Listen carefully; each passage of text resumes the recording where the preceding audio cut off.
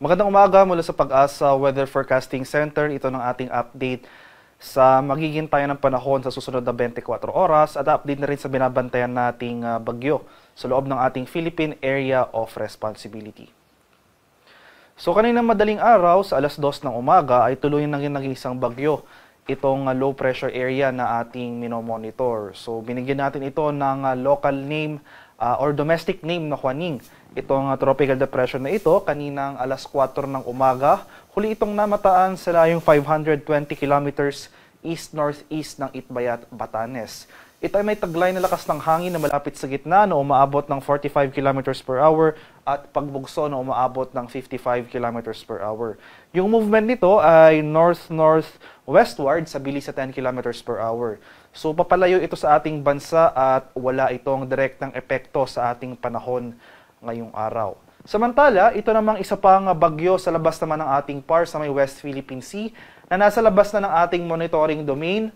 Ay malayo ito sa ating bansa pero yung trough o yung extension nito ay umaabot sa kanurang bahagi ng Northern and Central Luzon. Kaya posible tayong makaranas ng mga kalat-kalat na pag-ulan as well as yung mga kaulapan na may kasamang thunderstorms dito sa areas ng Ilocos Region, Zambales, at sa Bataan. So humina na rin yung epekto ng habagat. So sa ngayon umiiral na lamang ito sa kanlurang bahagi ng Southern Luzon. So for Metro Manila at nalalabing bahagi ng ating bansa ngayong araw dahil malayo nga itong bagyo, walang direktang epekto sa atin, makakaranas tayo ng maaliwalas na panahon, fair weather conditions maliban na lamang sa mga biglaan at panandaling pag-ulan na dulot ng thunderstorms, especially sa hapon hanggang sa gabi. At ito naman yung ating latest track and intensity forecast para kay bagyong Juaning. So malayo nga itong si Juaning sa ating bansa, wala itong magiging direktang epekto sa ating panahon sa mga susunod na araw. Hindi rin natin ito inaasahan na hahatakin or palalakasin yung ating southwest monsoon o yung hanging habagat. Gayunpaman, ay magpapatuloy yung generally northward na paggalaw ni Juaning hanggang mamayang gabi. And then after that, magiging north-northeastward yung paggalaw nito. Patungo dito sa northern boundary ng ating Philippine Area of Responsibility. So dahil mananatiling malayo itong si Juaning sa ating bansa, hindi tayo magtataas ng tropical cyclone wind signal sa anumang bahagi ng ating kapuluan. So mapapanatili ni Juaning itong tropical depression intensity throughout the rest of the forecast period. Inasahan natin na posibleng lumabas si Juaning ng ating Philippine Area of Responsibility by mamayang gabi or bukas ng madaling araw.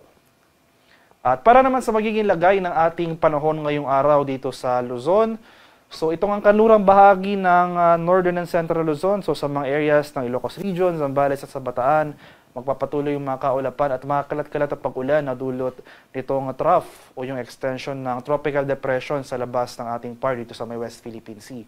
So inasahan natin ang improving weather conditions possibly later in the day pero ngayong madaling araw, asahan natin na magpapatuloy yung mga pag-ulan over portions of Northern and Central Luzon. Samantala, ay humina na rin yung hanging habagat kaya magpapatuloy na itong fair weather over most of Luzon. So Metro Manila and the rest of Luzon, so itong areas ng Cordillera, Cagayan Valley, nalalabing bahagi ng Central Luzon, Metro Manila, buong Mimaropa, Calabarzon at Bicol Region. Asahan natin itong maaliwalas sa panahon ngayong araw para magdala pa rin tayo ng payong dahil posible pa rin yung mga usual afternoon to evening na mga rain showers or thunderstorms.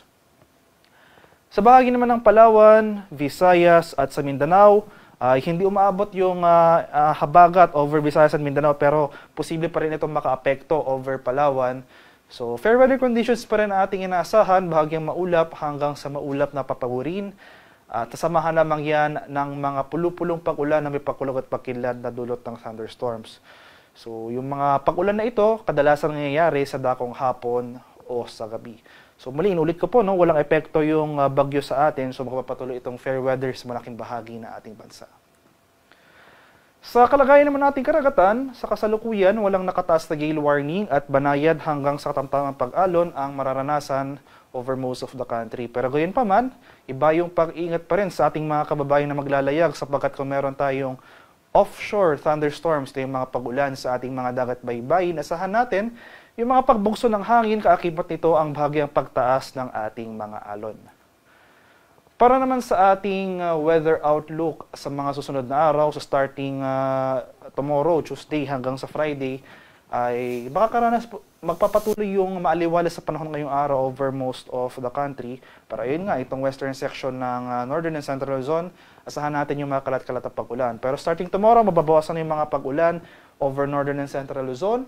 Pero makakaranas naman tayo ng mga kalat-kalat na thunderstorms as well as yung mga kaulapan dito sa silangang bahagi ng Visayas at sa Mindanao. Bunsod yan ng salubungan ng dalawang hangin na nanggagaling sa magkaibang direksyon. So ito yung tinatawag nating convergence. Kung in meteorology, kung nakakaroon po tayo ng convergence, ay dito nanggagaling yung ating mga kaulapan o yung mga thunderstorm clouds. So inaasahan natin starting tomorrow, dahil sa convergence na ito, posible tayong makaranas ng cloudy skies o yung maulap na kalangitan at mataas sa tsansa ng mga pag-ulan dito nga sa silangang bahagi ng Visayas at sa Mindanao. So pagsapit ng Miyerkules hanggang sa Biyernes, dahil sa convergence na ito, mas rarami pang mga areas yung mga karanas ng pag-ulan.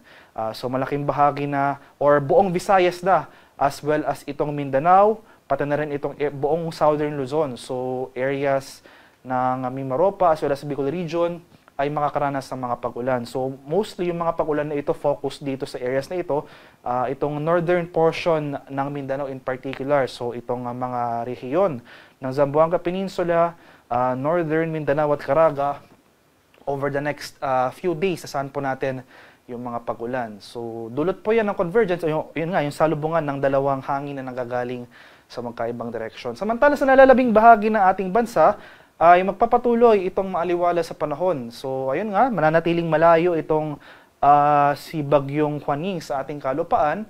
Generally, pahilaga yung paggalaw nito. So, lalabas rin ito ng ating PAR possibly ngayong gabi or bukas madaling araw. At mababawasan na rin yung mga pag-ulan na dulot ng trough extension ng itong isa pang bagyo dito naman sa may West Philippine Sea sa labas ng ating PAR. So, fair weather ang ating inaasahan over most of northern and central Luzon, including Metro Manila. Pero gawin pa man, magdala pa rin tayo ng pananggalang sa ulan dahil posible pa rin yung mga usual na afternoon to evening na mga rain showers or thunderstorms.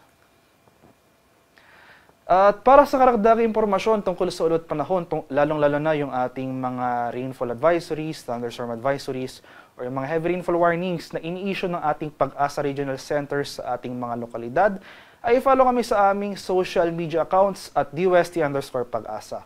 Mag-subscribe na rin kayo sa aming YouTube channel sa DOST Pag-asa Weather Report at palaging bisitahin ang aming official website sa pag-asa.dost.gov.ph at panahon.gov.ph. At yan naman po ang latest mula dito sa Pag-asa Weather Forecasting Center. Magandang umaga sa ating lahat. Ako po si Dan Villamil nag-uulat.